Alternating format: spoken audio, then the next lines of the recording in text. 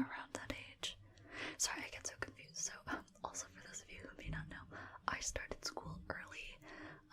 I was not a particularly genius kid or anything like that. It was that my birthday was in a very strange spot for the school year. So either I was going to be a year younger than everyone or a year older than everyone, and my parents opted for the younger option because I think my mom wanted me out of the house. Yeah, so I started elementary school when I was 4 years old. And so I kind of tend to forget when the normal ages are for people to start school. But anyways, so yes, I have taught a variety of different ages, so I thought I would share some stories with you guys. Most of them humorous. Some of them a little bit but yeah, obviously all the children's names are going to be changed. Either I'm just going to be using pronouns or made up names. So yeah, I guess get nice and comfy, close your eyes because I'm not going to be doing anything too visual, I don't think. Mostly just talking. So just relax and enjoy the misadventures of being a teacher in Japan. So, one of the first stories I would like to tell you guys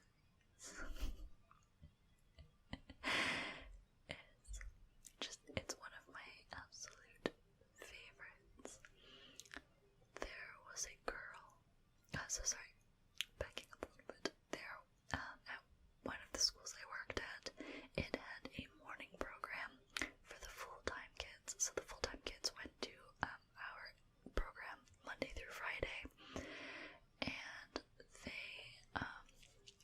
and we taught basically American elementary school to them. It was technically a preschool, but these kids were learning really advanced stuff.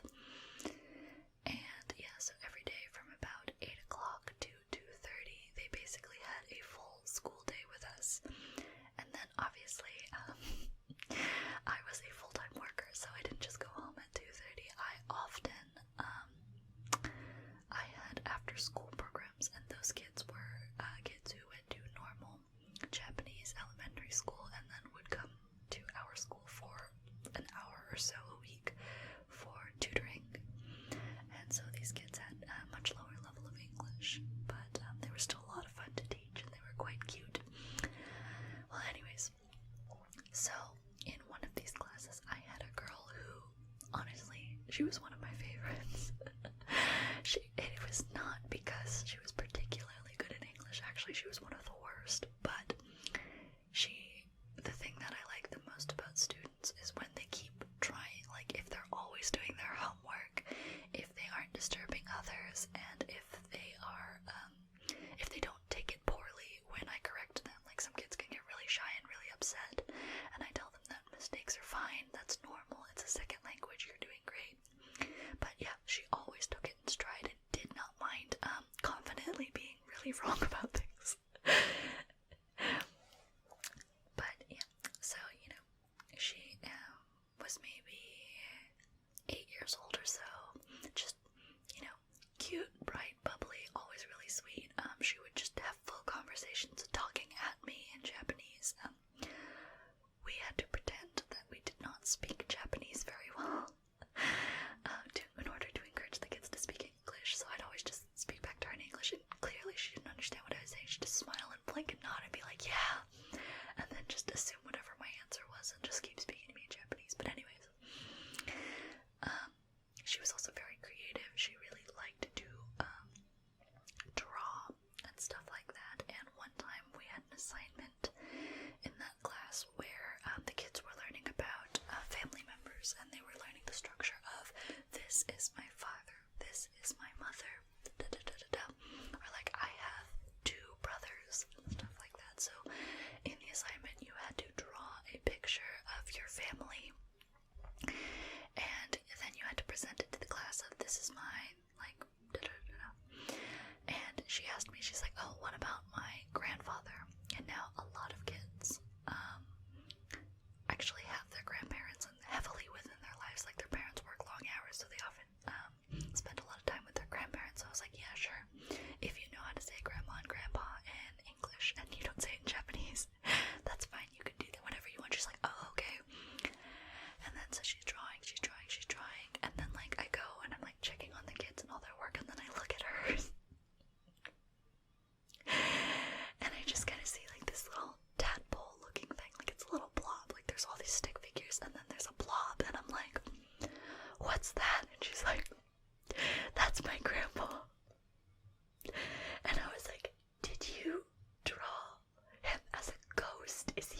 she's like, yeah.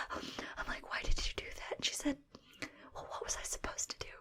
Oh, yes, yeah. You can open your eyes for this bit. She said, what was I supposed to do? Was I supposed to dry him like this? She's like, would you have wanted that instead? And I was like, oh my god. And like, she was genuine. That's the thing. It wasn't like a smart aleck of like, what was I supposed to do? Draw a dead body? She was like, oh no. Was I not allowed to draw a ghost? Was I supposed to draw the cadaver? And yeah, so that was really funny. It is one of my favorite pictures ever. And yeah, so that was that. I adore her, and she was absolutely lovely to have in class. But the other problem was she was very weird, if you could not tell. And I did not mind that personally. I never made her feel bad about that. But the class that she was in was a beginner's class, and so I often had trial lessons of kids who were thinking about getting into this English school. And unfortunately, because she was like really weird, almost nobody signed up for that class. Because like, and the parents would always, I would get feedback, and apparently the parents would always be very impressed, but the kid would be very insistent to not be in that class because she did something weird. And you know what? I hope that throughout her life, nobody quashes that sparkle, and that she continues to just do her, because ultimately, as weird as she was, it was harmless. She was an absolute sweetie pie, very polite, did her homework, so, and always tried her best, and that's the important part. Oh my god, yeah, and her, she had a little brother, and he was in the morning classes, and I did not personally teach him, but my coworker did, and apparently he was a nightmare, and also very weird, but in the less fun way, because he was the baby of the family. He was quite needy. But one of his quirks that were rather harmless and cute was that we noticed he always wore dinosaur shirts, which is not strange, I don't think, for boys his age. But we later found out it is not that he likes dinosaurs, it is that he likes bones. So he would have all these shirts with fossils on them, and his sort of like teddy or like security blanket was like this Jack Skellington plush toy, and sometimes he would try to take it to the bathroom with him or stuff like that, and we wouldn't let him do that because, you know, that's unsanitary. And then he'd just be like, oh, where's my bones? Where's my bones? In Japanese, he was just like, where's my bones? He'd be like running around, bones, bones, bones. Yeah, that was an unusual family, but I appreciate that their parents seem to just let them be the way that they are, you know. That's one of the things.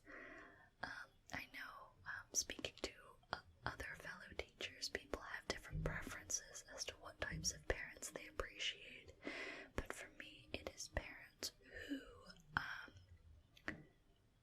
seem to really care about their kid and not necessarily about the academics, and like, you know, care about their behavior. Are they making friends? Are they doing this? Are they doing that? Like, I guess, here's a wholesome story. I had a student who was autistic. He was 4 years old when I got to teach him, and I was told, like, I was kind of given a lot of warning ahead of time because he had just started talking, and so they just were like trying to prepare me as to what to expect from him, and he was absolutely lovely. Wonderful student to have. Just, you know, a few issues here and there, as with any kid, but so for a while he was, my class was very small. It was him and one other kid, and then the other kid left, so it was just him and me, and then we had a new student, and she absolutely adored him. She thought he was the cutest, and so like sometimes she would hold hands with him and stuff like that, and it was adorable. But then we had open house once, and that's when the parents come to view class, and the boy's mother was tears because she was so happy that her son's classmate wanted to touch him, wanted to hold his hand, because that boy had an older brother who also has autism, and he's in elementary school. And the mother told me that when she went to the elementary school's open house, none of the kids wanted to go near her son, and that really hurt her. And she was just so happy that, that little girl was willing to touch him and wanted to, like, play with him and wanted to, like, do activities with him. She was so incredibly touched, and also she was happy that, when she met that girl's mother, the girl's mother was not upset that, her daughter wanted to, like, hold that kid's hand, because, unfortunately, there is still a lot of stigma about special needs students in Japan. It is improving massively, but actually, I had been visiting Japan since I was a little kid, and I had never seen anyone with any sort of disability or handicap for years, because they just kind of were hidden away. Like, it's not like they got locked up in a facility or something like that, but, it's just one of those things of not wanting to be ostracized by the community. But it is improving massively in, like, all the schools that I've worked at. The resources that they have for special needs children, fantastic. So yeah, there's a wholesome story for you guys. But yeah, that boy's mother was one of my favorites, because she wasn't like, she didn't notice that he ripped a paper. She didn't notice that he was sitting a little bit differently. She noticed that he was happy and that he was being included with the class, and that's what she cared about the most. And that's what I respect the most from parents. That's what I appreciate the most. Also, side note that I love about being a teacher, just a perk, is that, like, especially in Japan, there's a culture of omiyage. It's like souvenir gifts, but it's a very specific thing. Like, if you ever visit Japan and you go to an airport, you go to a tourist location or a train station, you'll see, like, these boxes of snacks, and those are for omiyage, because whenever you go on vacation, you are expected to bring back gifts for your coworkers and stuff. And being a teacher, I not only got them for my coworkers, but I also got them from the students when they go to Disneyland or when they went to Tokyo or something like that. It was just I was able to get so many different delicious snacks, and it was amazing. I absolutely loved it. And because I went to because I was teaching at a private school, a lot of the parents were quite rich, and so they like to kind of ball out on these omiyage. So they got some really premium stuff. Like, one time I got this set of jams, and they were very delicious, and I was curious because I saw the brand, and I was like, where can I get these jams? I want to buy them. And I found out that each jar about this big was $20.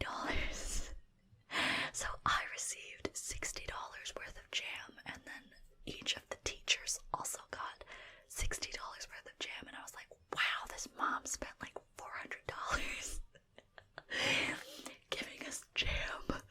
Like, damn. Like, it was, yeah. That was a perk, I guess. I think the school kind of caught on, because I was told after I left, the administrator kind of had to tell that mom, can you stop? It's making us feel really awkward that you're giving us like $50 cookies. Like, we appreciate it. We appreciate your patronage, but we don't want you to think that, like, like, it started to feel like a bribe. It was getting really weird. But yeah. Anyways. I guess another kind of funny story, this one's kind of cute, is I taught in the western part of Japan, the Kansai region, Kyoto mainly, and also Osaka. And I noticed that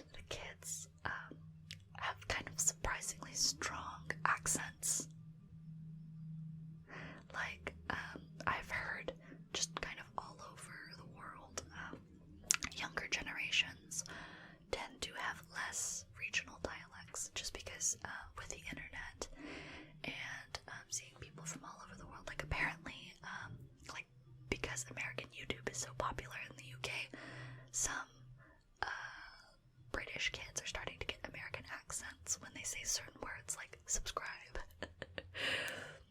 But anyways, so some kids have some really cute little accents because you don't typically hear younger people use them. You only really hear strong accents in old people and small children, which is odd. And one time there was a little girl who this was in Kyoto, and Kyoto accent, or Kyoto Ben, is known for being quite matronly, a little bit feminine, kind of old-fashioned. And this girl, her mother was a traditional Japanese arts teacher. I believe it was ikebana, you know, the flower arrangement. So this girl's mother was a flower arrangement teacher, and she always wore kimonos and stuff like that. And I believe she was like a second or third generation in this industry. And so this girl's grandma also was that sort of proper, like old-fashioned Kyoto Japanese woman. And because the girl's mother worked full-time, she spent a lot of time with her grandmother. And because of that, this cherub face, like chubby cheeks, big eyes, adorable, like 3-year-old, had like one of the thickest old lady accents I had ever heard in my life. It's just the moment that stuck out the most to me, and I had to try so hard to like not laugh, was some kid told a joke during playtime, and then she was laughing really hard, and then the tears started coming from her eyes, and so she wiped them. She's like, Ada.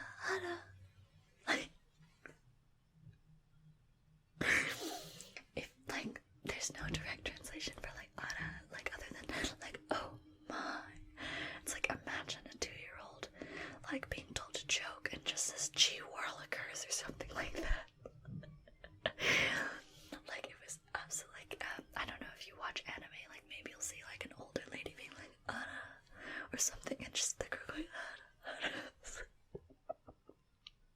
Ada. I'm sorry, maybe this isn't so funny, like being told to you, but just imagine a very cute small little girl just being like, gee whiz. But yeah, it was very cute.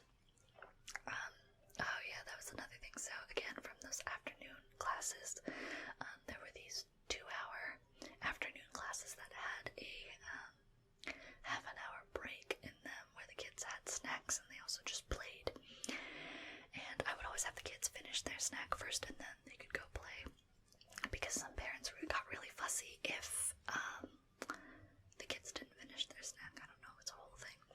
But anyways, so one time these kids were like, if you can imagine the classroom, there's a sort of there's a wall with like cubbies, and then next to the wall there's like the tables where the kids do their work and they eat their snack, and then much further out on the other half of the classroom there's like a carpet where there's like stuff on the wall. We like sit and sing songs there, all that good stuff. And on that carpet is where the kids were playing. There's all these toys and stuff. And so one girl, she finishes her snack. She finishes her snack, and then she puts her stuff in the cubby, and then she like kind of jogs over to the kids on the mat, and she goes, "Ne, nani yosobo?" And then the kids are like, "Opake jikoku." She goes, "Ah, tanoshou." Which translates to, hey, what are you guys playing? Ghost Hell. Wow, that sounds like fun. And I was just like, what? Like, I just perked up and I was like, the hell are you guys doing? And they're like, Opake jikoku, which literally, Opake, ghost, jikoku, hell. I'm like, what are you guys doing? And like, as far as I'm aware, there's no like TV show with like a place called Opake jikoku. And yeah, so that's a fun thing. Actually, my Japanese massively improved because I constantly had to listen to the kids to check whether or not they were like chatting shit.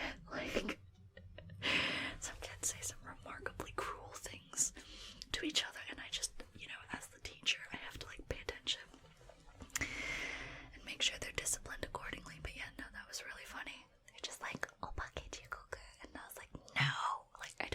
demons in my classroom.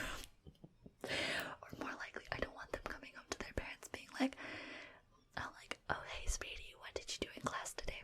We played Opake Jikoku. Like, no, I don't want them doing that.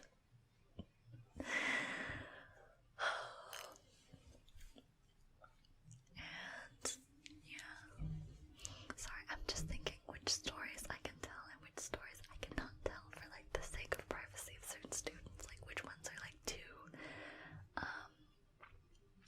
whatchamacallit, telling as to who they are. Oh, I did have a classic one where like I did a boo-boo.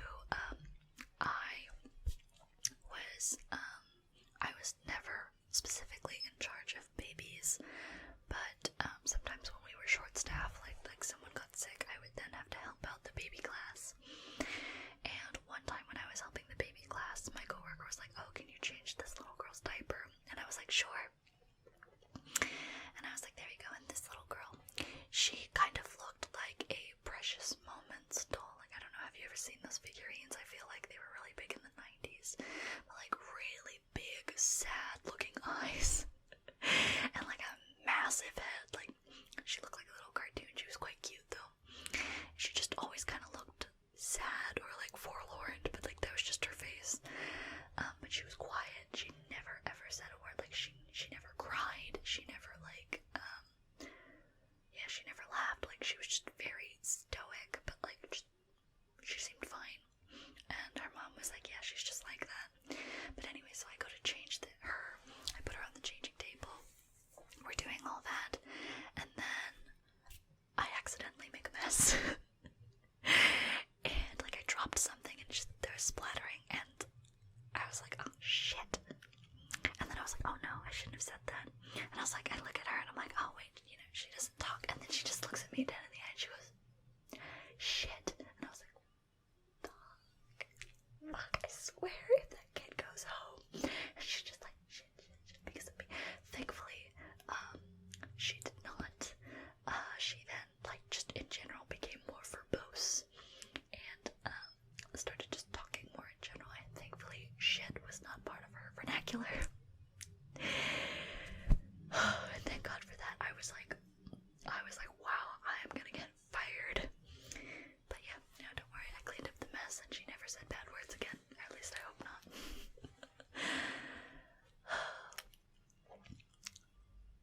But yeah, oh, a little bit. Another fun story from that particular school. Excuse me.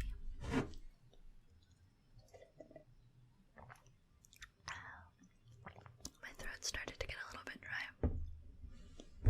Another fun story from that school was